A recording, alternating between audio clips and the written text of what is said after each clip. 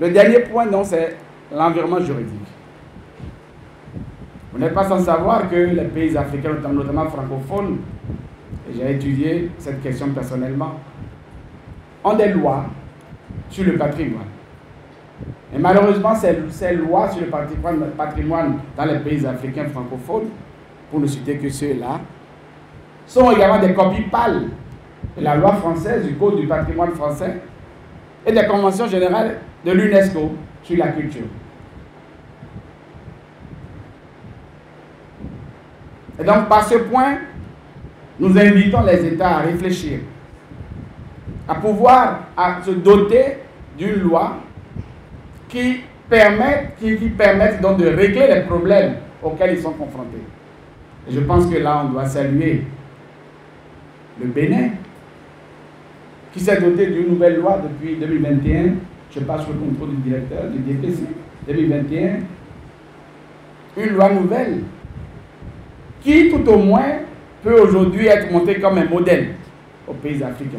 Et je le montre suffisamment. C'est le modèle pour moi, c'est le modèle, un bon modèle qu'on peut partager. Qui est un modèle, parce qu'une loi qui a recensé les problèmes auxquels nous sommes confrontés en amont et proposé en aval, donc des solutions. Une loi pratique. Et c'est à cela que j'ai toujours invité, que j'invite également aujourd'hui les États africains. Parce qu'il serait triste que les objets pour lesquels nous nous battons aujourd'hui,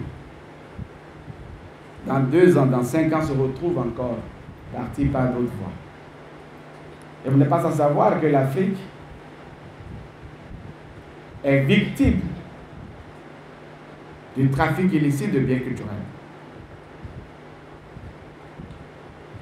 L'Afrique est la plaque tournante du trafic illicite de biens culturels. Dans tous les pays, les biens culturels sortent. Après, nous, nos enfants vont réclamer les biens qui sont sortis, nous, en notre temps. Si nous prenons garde, nous serons toujours dans un cercle vicieux. Et là, aujourd'hui, ce n'est plus les États qui font le trafic, c'est des individus, donc des privés. Et un privé qui a un objet culturel, c'est beaucoup plus à des fins économiques. Et c'est là que nous devons être vigilants. Et dire, nous devons prendre des lois adaptées au contexte, mais qui renforcent les pouvoirs des institutions régaliennes de nos États, afin qu'elles jouent réellement le rôle et la mission qui est la leur. Et au Bénin, la nouvelle loi a créé une police du patrimoine, qui a été présentée, je crois, il y a 2 semaines, au ministre de la Culture, avec un commandant qui est nommé déjà, avec une vraie unité, qui est une police du patrimoine. Et cela, il faut le dire, et il faut le montrer en exemple aux autres pays africains. Pour dire, nous devons être vigilants, nous devons travailler à ce que nos objets soient sécurisés dans nos pays. Je ne veux pas donner ici des exemples, pour ne pas vous rendre triste. Parce que je suis formateur dans le trafic illicite des biens culturels en Afrique. Actuellement, sur mon ordinateur, j'ai des centaines de photos d'objets africains que je dois identifier.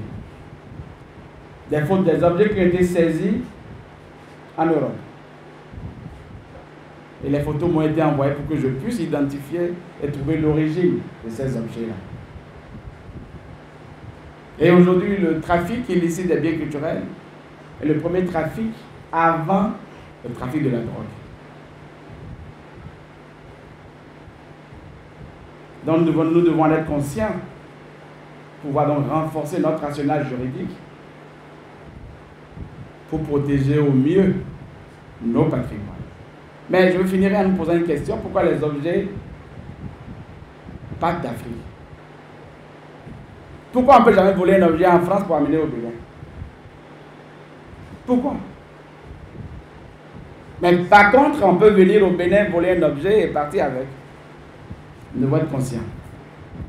Nous devons prendre conscience de la situation.